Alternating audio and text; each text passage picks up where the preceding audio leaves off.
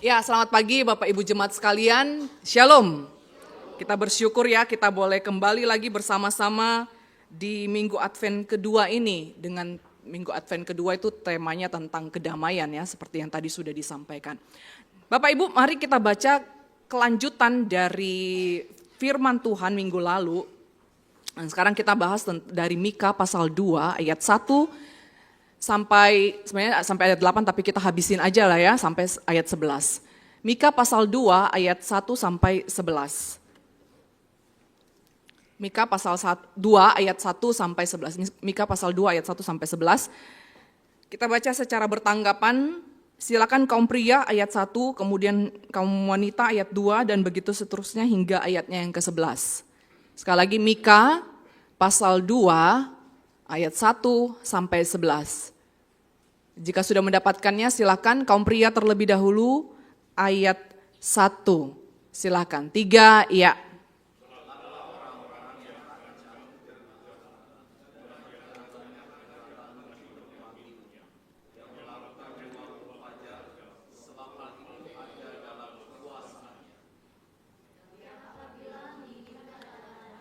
Mereka merampasnya dan rumah-rumah mereka menyerobot, yang menindas orang dengan rumahnya, manusia dengan milik pusakanya.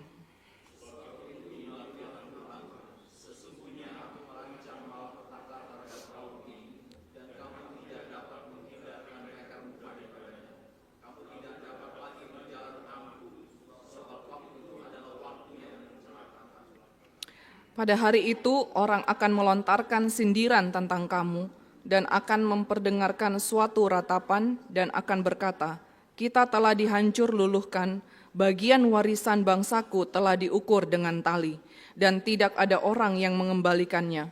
Ladang-ladang kita dibagikan kepada orang-orang yang menawan kita.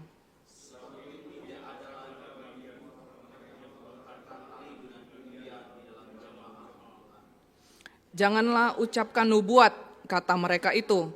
Orang tidak mengucapkan nubuat seperti itu. Noda tidak akan menimpa kita.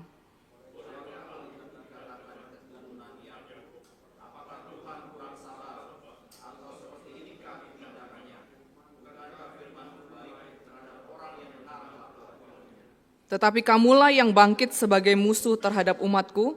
Kamu merebut jubah dari orang-orang yang suka damai, dari orang-orang yang berjalan lewat dengan tentram, yang tidak cenderung kepada perang.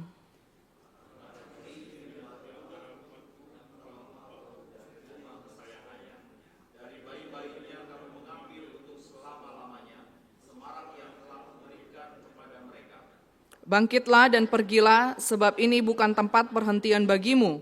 Oleh karena kenajisan, maka kamu akan dibinasakan dengan kebinasaan yang tidak terpulihkan.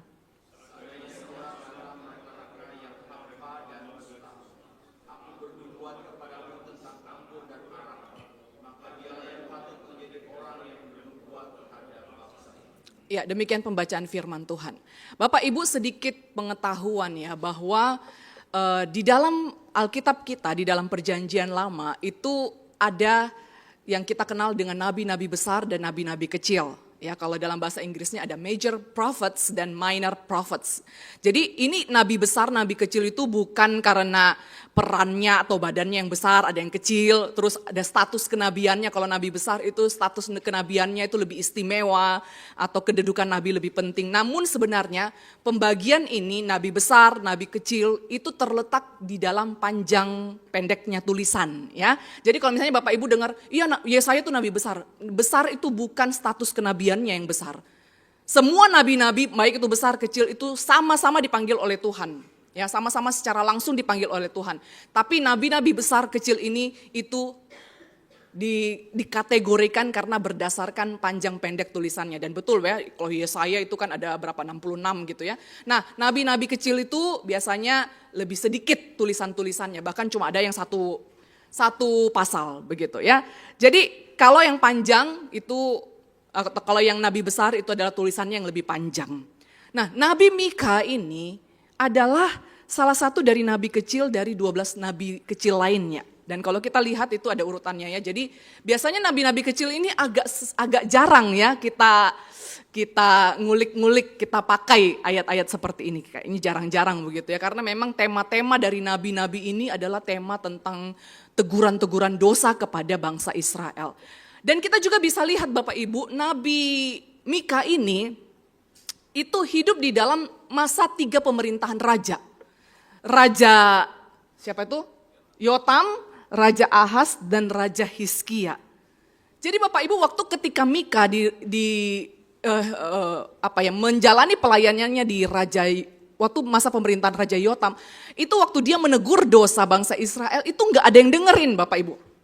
Sepanjang Raja Yotam memerintah, dia hidup dengan kejahatan ya, tidak ada satu orang pun yang mendengarkan apa yang dia katakan. Lalu kemudian masuk ke Raja Ahaz, apalagi Raja Ahaz itu raja yang sangat jahat sekali. Tidak ada satu orang pun yang mendengar, itu Mika loh, Nabi Mika. Lalu kemudian masuk Raja Hizkia, baru itu agak ya mulai pertobatan terjadi. Jadi Bapak Ibu, ada penelitian mengatakan Mika itu berkhotbah selama 16 hingga 25 tahun, tidak ada satu orang pun yang mendengarkan dia. Semua orang membenci dia karena dia sedang memberitakan firman. Semua orang membenci dia karena menegur dosa-dosa yang ada pada saat itu. Hingga sekitar 25 tahun kemudian dari masa awal pelayanannya, baru di Raja Hizkia terjadi pertobatan. Jadi kita lihat di sini Bapak Ibu ya, menjadi seorang nabi tidak mudah pada saat itu. Mika juga sebenarnya ada kemungkinan besar bersamaan dengan Nabi Yesaya atau Nabi Yeremia. Saya lupa ya. Tapi pada saat itu banyak nabi-nabi sebenarnya Bapak Ibu. Banyak nabi-nabi yang dipanggil Tuhan, tapi nggak ada satu orang pun yang mendengarkan saat itu, nggak ada. Nggak ada satu orang pun. Jadi penolakan demi penolakan, kebencian demi kebencian, lumrah sekali dirasakan oleh nabi pada saat itu. Bahkan kita tahu ya, ada nabi-nabi yang sempat ditampar, ada nabi-nabi yang sempat dia mau dibunuh, dirantai. Karena apa? Karena bangsa Israel, jemaatnya tersinggung ketika nabi itu menegur dosa mereka. Dan pada saat itu Bapak Ibu, Nabi Mika ini sedang berhadapan seorang musuh yang disebutkan di dalam ayat 8 ya, tetapi kamulah yang bangkit sebagai musuh terhadap umatku. Nah, Bapak Ibu, siapa musuh ini? Siapa musuh ini?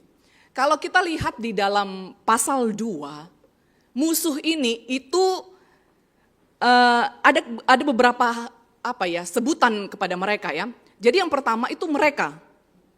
Di ayat 2, ayat 6. Terus kemudian di ayat 3 itu ada dikatakan kaum ini. Lalu yang paling banyak itu di ayat 3b, kemudian ya 3b 2 kali ya, kemudian di ayat paling banyak ya disebutkan kamu atau dosamu gitu ya, kamu. Jadi ini sebenarnya Nabi Mika ini sedang berbicara kepada si kamu ini. Kamu ini adalah musuh Tuhan. Lalu siapa sajakah yang disebut oleh sebagai musuh Tuhan ini? Si kamu ini. Siapa kamu ini Bapak Ibu? Yang pertama kita bisa lihat bahwa kamu ini adalah kamu yang tidak suka ketika dosa ditegur. Bapak Ibu seperti biasa ya, saya pasti akan ngulik-ngulik satu ayat yang mungkin akan lebih banyak kita bahas. Dan pasti saya akan lihat kepada bahasa Inggris, tentu saja terjemahan yang paling mendekati aslinya. Dan kemudian saya pasti akan lihat juga bahasa aslinya ngomong apa. Ya. Dan ternyata memang ada kata-kata atau frase yang kurang tepat diterjemahkan khusus untuk ayat 8 Bapak Ibu. Karena ada kata di situ yang harusnya ada tapi tidak diterjemahkan oleh Alkitab kita. Harusnya Bapak Ibu, ini yang lebih tepat ini kalimatnya ini. Lately, ada lately di situ. Lately my people have risen up like an enemy. Jadi kalau mau diterjemahkan, baru-baru ini ya, baru-baru ini umatku telah bangkit seperti seorang musuh. Jadi umat Tuhan sudah berubah menjadi seorang musuh Tuhan. Dan perhatikan kata lately ini. Bapak Ibu, lately itu apa? Lately itu bisa diterjemahkan dengan baru-baru ini. Ya. Bahkan ada penafsir yang mengatakan kemarin. Jadi ini bukanlah dosa yang 10 tahun yang lalu. Ya. Bukanlah dosa yang yang sudah lampau sekali terjadi baru ditegur. Tapi ini adalah dosa yang lately, yang baru-baru ini, yang baru kemarin terjadi. Dan ini ditegur oleh Nabi Mika. Bukan, dosamu yang 10 tahun yang lalu ya kau bangkit menjadi musuh umat Tuhan. Enggak. Lately, ada lately di situ. Ini enggak ada di dalam Alkitab kita, di ayat 8 tuh enggak ada. Tapi ada lately di situ, ada baru-baru ini, ada kemarin di situ. Jadi Nabi Mika bukan sedang menegur dosa yang 10 tahun yang lalu. Tapi dosa yang sedang saat itu terjadi di tengah-tengah umat bangsa Israel.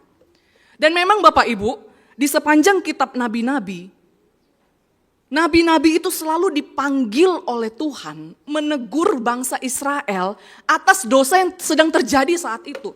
Bukan dosa yang terjadi 100 tahun yang lalu, bukan. Selalu nabi ada dosa yang terjadi, nabi dipanggil, tegur tuh dosa tuh. Selalu seperti itu. Dosa-dosa yang lately, yang baru-baru ini.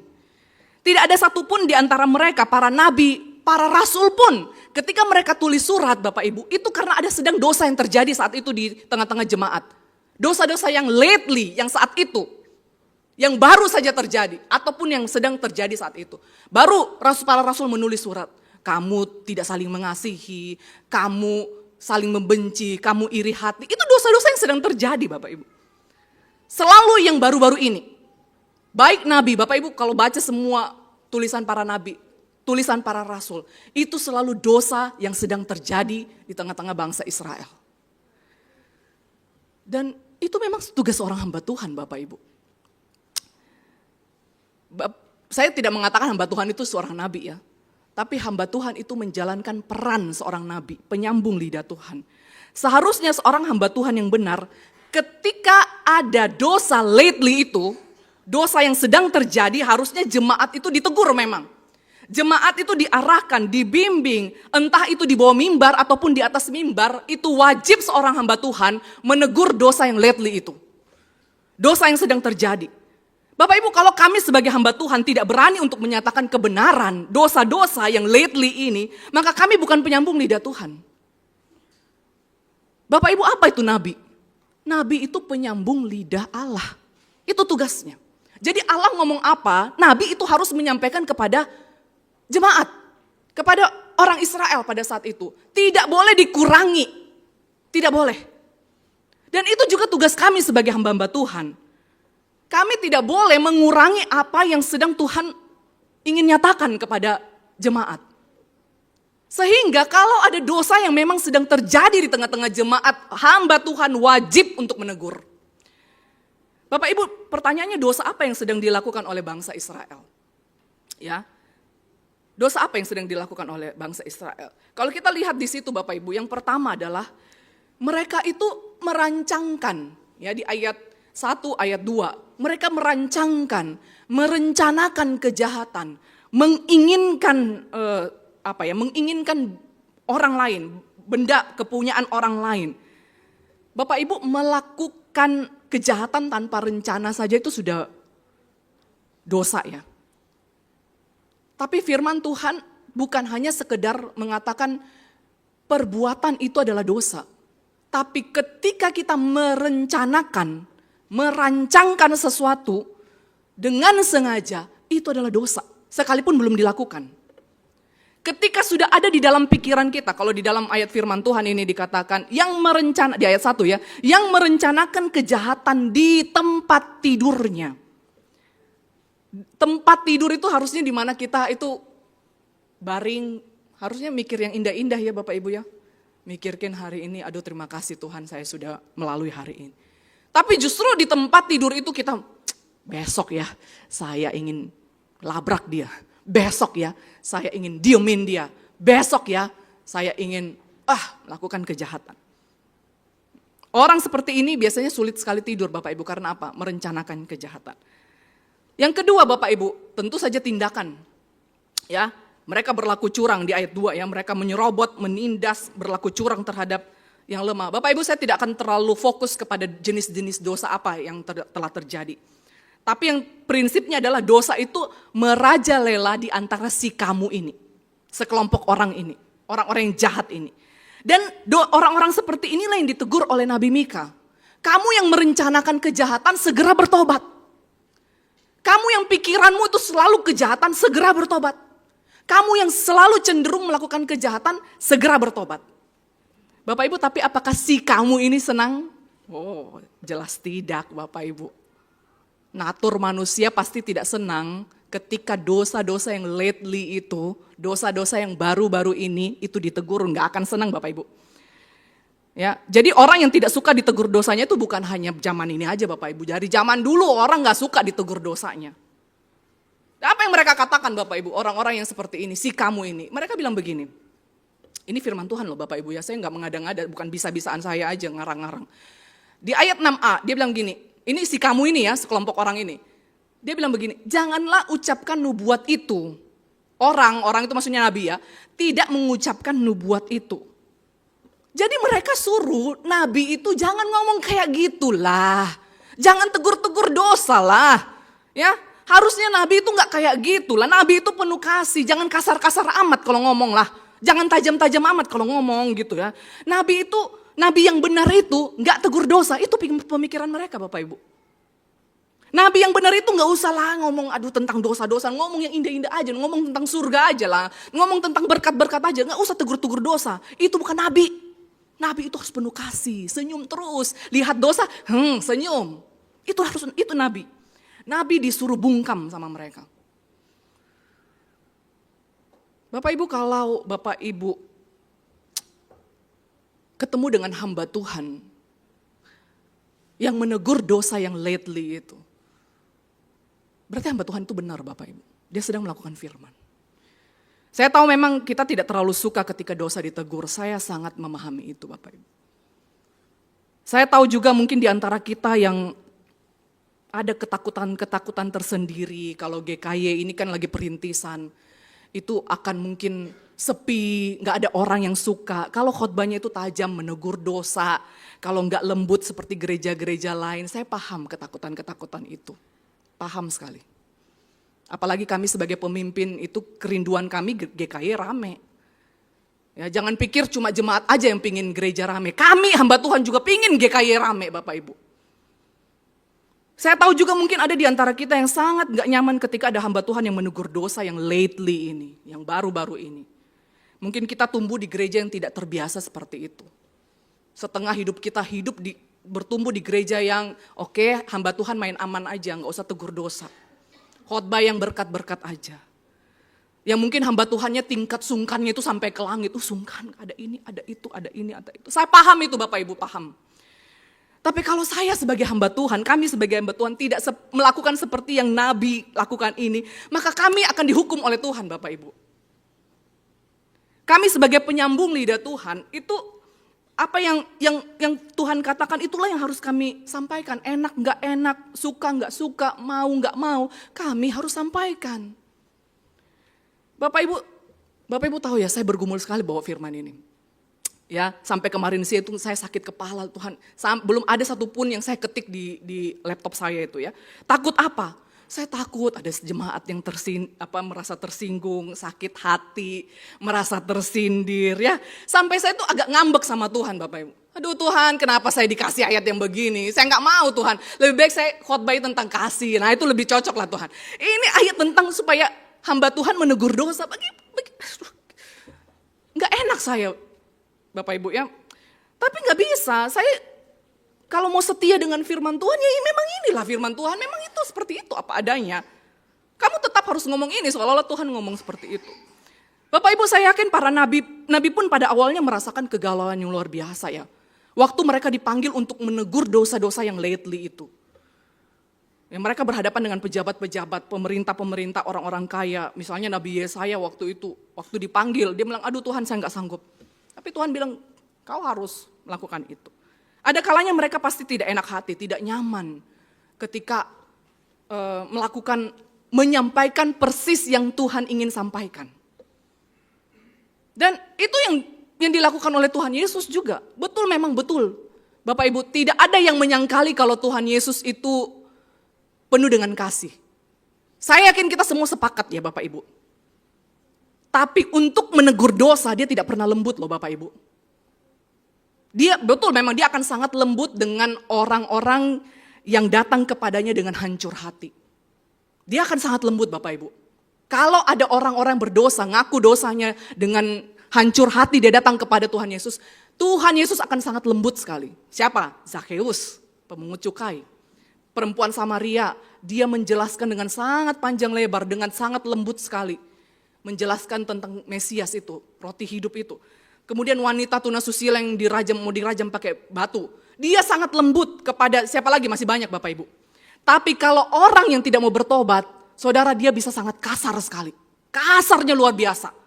Kalimat-kalimat yang sangat tajam sekali. Apa dia bilang? Kau keturunan ular beludak. Itu kasar banget Bapak Ibu. Kau seperti apa itu namanya, kuburan yang dilabur putih. Luarnya doang yang bagus, dalamnya penuh dengan belatung, dalamnya penuh dengan tengkorak. Itu kasar banget. Jadi Bapak Ibu, jangan pernah bungkam hamba Tuhan yang sedang menegur dosa yang lately. Ini firman Tuhan Bapak Ibu. Sekali lagi, bukan tujuan kami menyindir Bapak Ibu, bukan. Bapak Ibu nyindir mah gak usah pakai persiapan ya, nggak perlu baca commentary, ya, nggak usah pakai tafsiran bahasa Inggris yang ngejelimet Bapak Ibu. Nyindir mah udah naturnya, kita suka nyindir. Ya. Tapi kalau menegur dosa Bapak Ibu, itu wajib seorang hamba Tuhan. Bapak Ibu, beda nyindir sama menegur dosa itu apa bedanya? Kalau nyindir itu basicnya kebencian. Bener ya? Gue benci sama lu, gue nyindir lo, gue sindir lo. Tapi kalau menegur, basicnya adalah kasih. Hamba Tuhan yang betul dia harus tegur dosa yang lately itu. Karena apa? Dia ingin sama-sama kita bertobat. Sama-sama menikmati anugerah Tuhan. Ayo kita sama-sama sudah ditebus oleh Tuhan. Yuk kita berubah, kita segera bertobat. Dan tujuan ini yang pasti diinginkan oleh para nabi. Nabi juga ingin bangsa Israel pada saat itu, yuk sama-sama bertobat. Bukan karena dia benci, nyindir-nyindir. Bapak Ibu tadi malam itu, siapa sih Josia itu tanya, Mami ngapain sih ngetik-ngetik itu? Kan sudah ada PowerPoint. Saya jelaskan sama Josia. Nah, Mami itu sedang menyampaikan firman Tuhan. Ya. Enggak boleh salah. Enggak boleh asal-asalan. Dari sejak saya masuk STT 2004 sampai sekarang, jadi sekitar 20 tahun Bapak Ibu. Sampai sekarang saya masih ketik kalimat per kalimat khotbah saya Bapak Ibu. Kenapa? Supaya saya tidak salah. Sampai sekarang minimal 5 komentari saya harus baca. Sampai sekarang kalau saya persiapan khotbah, itu minimal jam 12, lebih dari jam 12 malam itu saya bakalan tidur. Kenapa? Saya persiapan khotbah. Dan itu cuma untuk nyindir Bapak Ibu, gak mungkin, receh sekali kehidupan saya cuma untuk nyindir orang. Tapi kenapa? Karena saya harus tegur Bapak Ibu. Dan saya harus bereskan dulu diri saya. Tuhan jangan sampai saya tegur orang tapi saya juga gak beres Tuhan. Dan itu kerinduan seorang hamba Tuhan yang benar. Supaya jemaat sama-sama yuk kita berubah yuk sama-sama. Yuk sama-sama kita jangan sampai melakukan dosa lagi. Yuk sama-sama yuk. Saya hamba Tuhan yang benar adalah ketika dia menegur dosa itu karena kasih. Kita mau berubah, jangan sampai kita dihukum oleh Tuhan. Jadi itu yang pertama Bapak Ibu, siapa musuh yang dibenci oleh Tuhan? Yaitu yang pertama adalah orang yang tidak suka ditegur oleh dosanya. Yang kedua Bapak Ibu, siapa yang menjadi musuh Tuhan saat di ayat 8 ini? Adalah kamu yang tidak suka ketika diberitahukan tentang hukuman Tuhan. Bapak Ibu, semua nabi, Bapak Ibu carilah ya, tidak ada yang tidak menyerukan tentang hukuman Tuhan. Semuanya. Bapak Ibu carilah, bahkan yang cuma satu pasal pun Obaja misalnya, itu ada hukuman Tuhan, berita tentang hukuman Tuhan. Jadi Bapak Ibu intinya adalah ketika Nabi mengatakan kamu harus segera bertobat, itu selalu akan diiringi kalau kamu tidak bertobat, kamu akan dihukum. Dan itu juga yang terjadi di dalam pasal 2 ini. Kita langsung lihat ya di pasal 2 itu langsung ayat 1. Di situ ada celakalah. Ini ngeri Bapak Ibu. Celakalah, bukan berhati-hati gitu, enggak. Ini katanya celakalah, ya. Celakalah. Kemudian di ayat 3 lagi ya, aku merancang malapetaka terhadap kaum ini. Aku ini Tuhan. Kemudian ini ayat 10 yang lebih mengerikan lagi Bapak Ibu. Kamu akan dibinasakan dengan kebinasaan yang tidak terpulihkan. Aduh, enak gak Bapak Ibu baca ini? Gak enak ya? Ini firman Tuhan. Ya, ini firman Tuhan. Kamu akan dibinasakan dengan kebinasaan yang tidak terpulihkan. Itu pasti Bapak Ibu. Ya, tapi sekali lagi, apakah si kamu ini senang? Oh, jelas tidak. Mereka katakan apa Bapak Ibu? Masih di ayat 6. Dia bilang begini, noda tidak akan menimpa kita. Artinya begini Bapak Ibu ya, ketika mereka bilang noda. Karena apa? Saya kan umat pilihan Tuhan. Saya kan orang yang disayangi oleh Tuhan. Kita ini umat kesayangan Tuhan, umat pilihan Tuhan. Jadi gak mungkin banget lah kita dihukum. Banyak orang Kristen kayak gini kan. Kita ini orang pilihan, gak mungkin lah Tuhan hukum. Ya.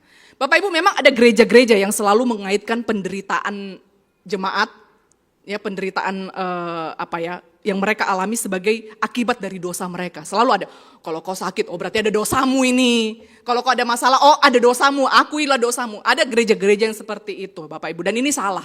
Tidak semua penderitaan kita itu karena dosa. Gak semua Bapak Ibu, banyak loh ayat firmannya ya. Kemudian, tapi ada juga di satu sisi, ada ekstrim yang lain yang selalu mengatakan, Tuhan itu maha kasih, gak mungkin lah dia ini menghukum kita. Ya, gak mungkin dia menimpakan kecelakaan kepada kita. Tuhan gak sejahat itulah. Ini jelas salah Bapak Ibu. Nabi diutus untuk kasih tahu, kalau kau tidak segera bertobat, celakalah. Ini bukan nggak ada kalimat yang dihalus-haluskan sama nabi-nabi itu ya. Celakalah. Ya. Maka ini juga jadi salah satu tugas yang berat bagi kami hamba Tuhan Bapak Ibu ya. Kami itu harus selalu ingatkan jemaat betapa dekatnya kita dengan murka Tuhan. Kalau kita nggak segera bertobat. Bapak Ibu dulu seorang pengkhotbah terkenal itu pernah cerita kalau dulu dia pernah berkhotbah di salah satu desa begitu ya. Dan dia waktu itu khotbahnya tentang murka Tuhan, tentang hukuman Tuhan. Kalau orang tidak bertobat, kalau orang tidak segera menyadari dosa-dosanya, kau akan dihukum oleh Tuhan. Tapi ada seorang petani kemudian datang kepada pendeta ini, dia bilang, aduh gak enak banget sih khotbahnya tentang murka Tuhan. Cobalah Pak, khotbahkanlah tentang Tuhan Yesus itu yang lemah lembut, yang rendah hati, penuh kasih. Jangan khotbah tentang neraka terus, panas nih telinga nih. Khotbah itu yang enak-enak aja lah, tentang sorga lah.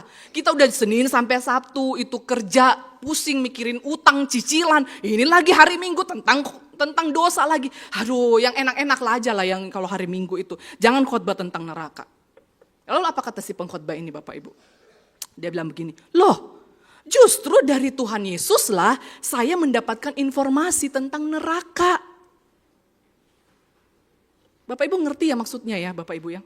Neraka, murka Tuhan itu bukan bisa-bisaannya hamba Tuhan, karangan-karangannya hamba Tuhan Bapak Ibu.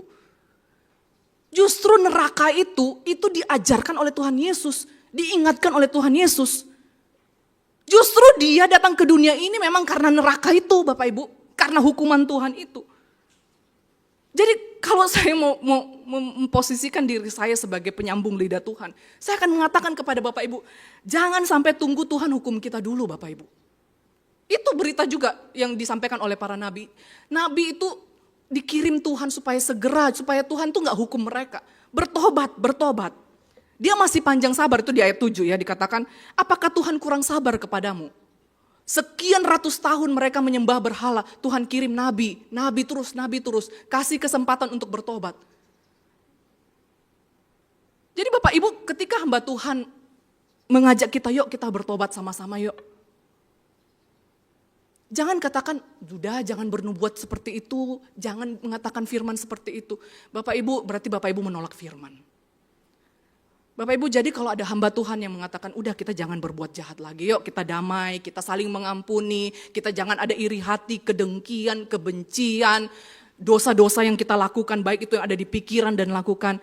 Jangan sampai kita menjadi musuh Tuhan Bapak Ibu.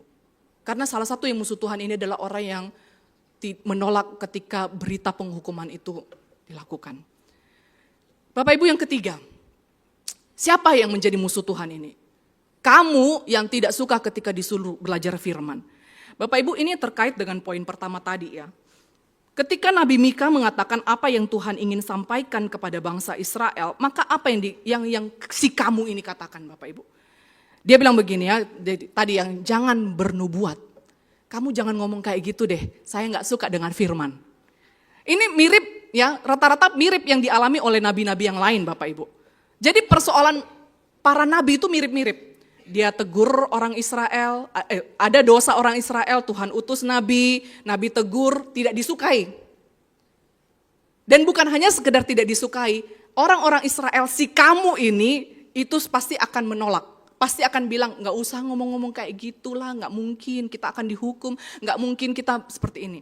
Dan betul Bapak Ibu di Yesaya pasal 30 ayat 10-11, ini si kamu ini ya, si orang-orang yang tidak suka ditegur oleh dosanya, tidak suka diberitakan penghukuman. Ini dia bilang gini, jadi setelah Yesaya ada penglihatan ya, dia dapat penglihatan tentang penghukuman Tuhan. Apa kata mereka?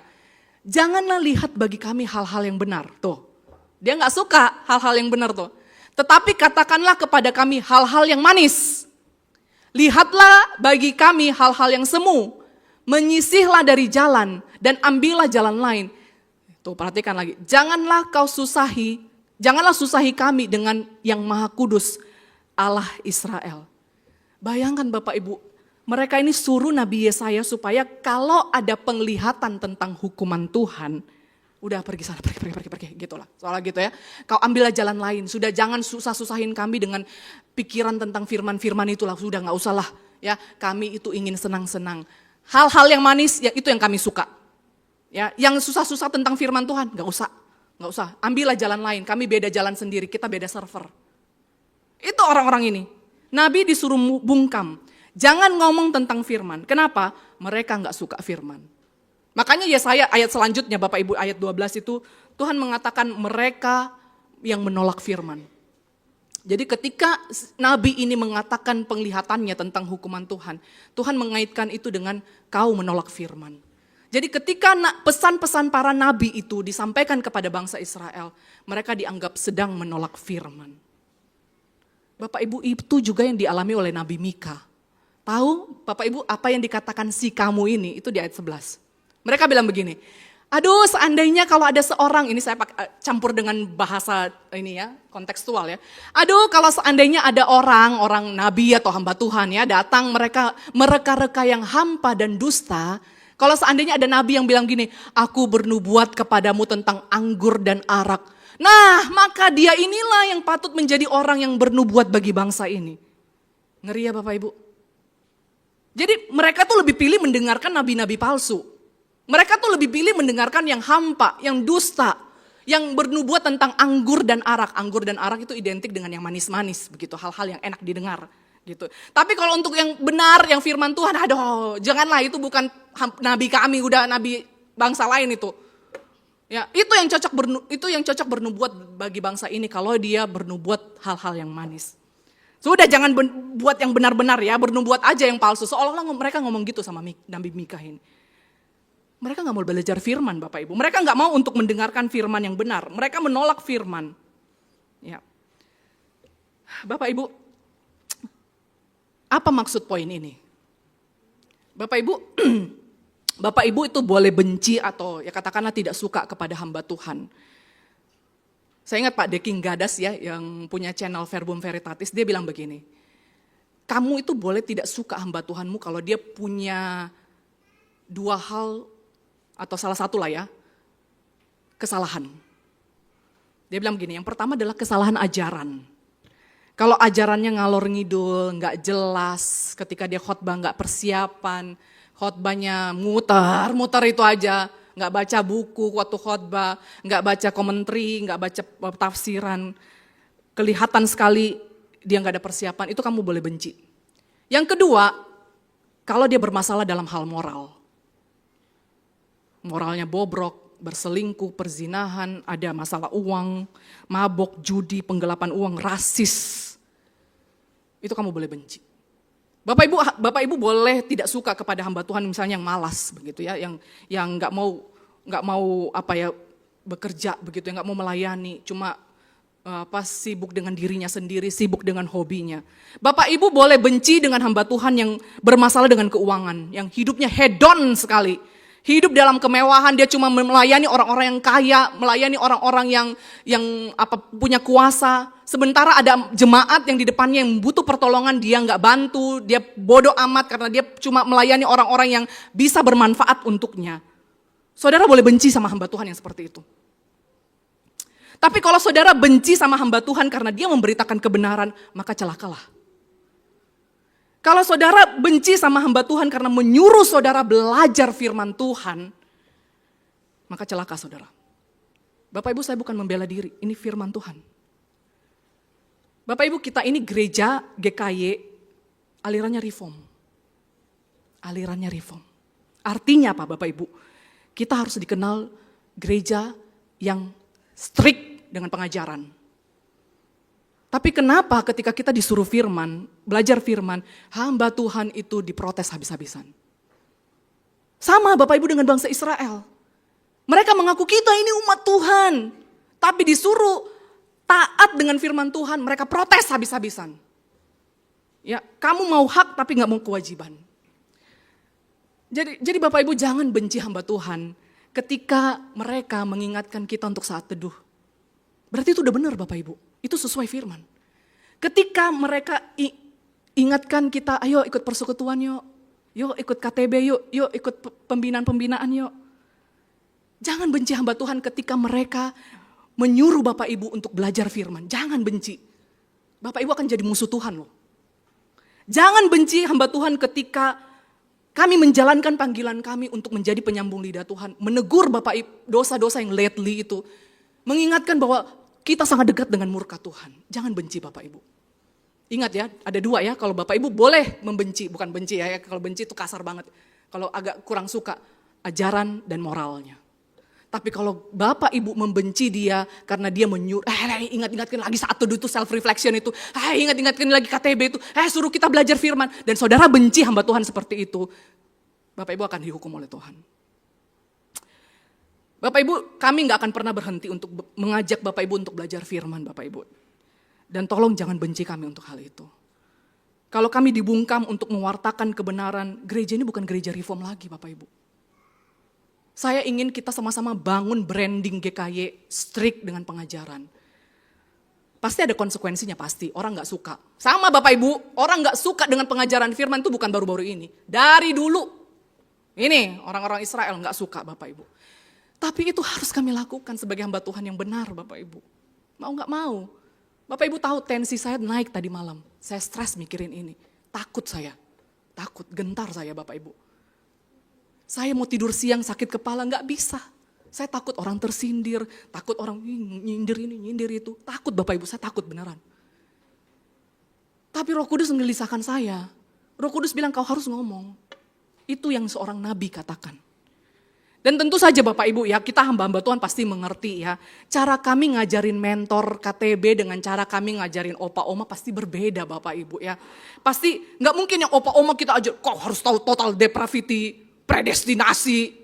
Gak mungkin lah Bapak Ibu ya, pasti kita akan menyesuaikan ya dengan kemampuan masing-masing. Gak mungkin juga kita, harus hafal ini, harus hafal. Tidak Bapak Ibu ya, yang penting jangan tolak dulu gitu loh. Jangan tolak dulu untuk belajar firman. Berikan hati, oke, saya mau belajar. Oke, yang muda-muda ini, oke, saya mau belajar. Yang tua-tua juga jangan, kita ini sudah tua gini. Buka hati dulu Bapak Ibu. Dan itu tugas kami sebagai hamba Tuhan. Bapak Ibu, saya tahu kita sedang berusaha cari jiwa ya Bapak Ibu. Kita punya beban dan kerinduan sama GKY bisa rame, banyak mengenal banyak orang yang mengenal Tuhan. Tapi kami hamba-hamba Tuhan ini tidak hanya sekedar menjangkau karena program yang menarik, karena jalan-jalannya, ngumpul-ngumpulnya, nongki-nongkinya, saya gak mau seperti itu.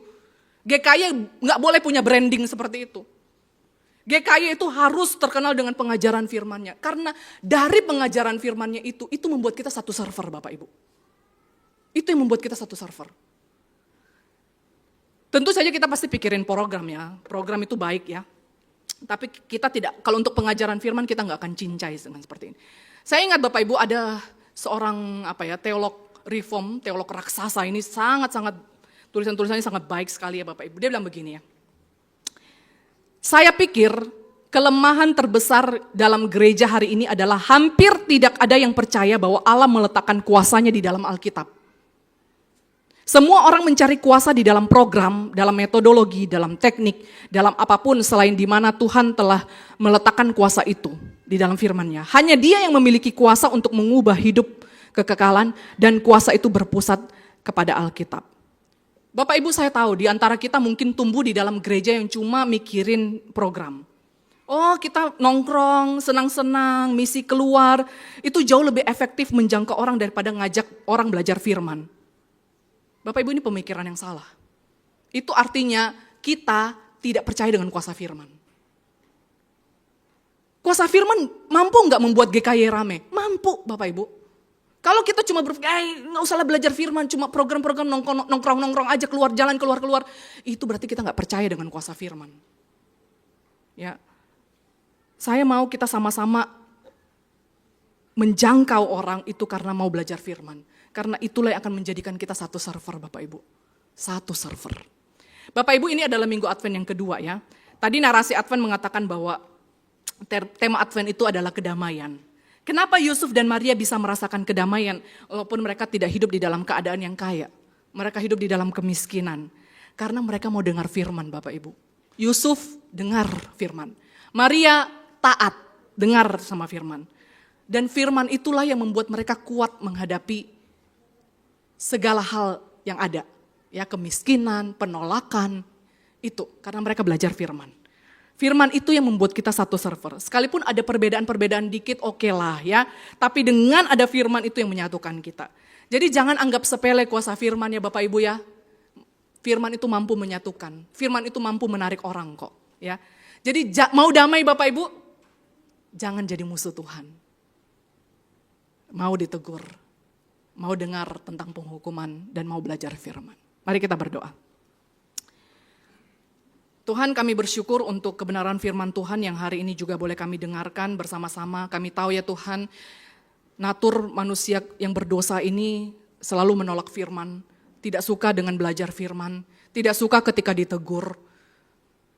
Tapi itulah yang harus hamba-Mu lakukan sebagai seorang hamba Tuhan. Sama seperti Nabi Mika, sama seperti nabi-nabi dan para rasul lainnya, bahkan Tuhan Yesus sendiri pun datang ke dunia ini menegur dosa, menyatakan kebenaran, menyatakan bahwa akan ada penghukuman Tuhan kalau jemaat Tuhan tidak segera bertobat. Oleh sebab itu ya Tuhan, kami ingin dengan rendah hati mendengarkan firman ini. Kami tahu mungkin iblis tidak senang ketika kami membuka diri kami, terbuka dengan teguran, terbuka dengan ajaran firman Tuhan. Kami tahu kami akan ada kecenderungan hati kami untuk menolak itu. Tapi kalau kami ingin menjadi anak-anak Tuhan, maka harusnya kami tunduk. Sekalipun itu bertentangan dengan keinginan kami. Tolong kami Tuhan, kami tunduk kepada firman dan percaya bahwa firman sangat berkuasa. Di dalam nama Tuhan Yesus kami berdoa dan bersyukur. Amin.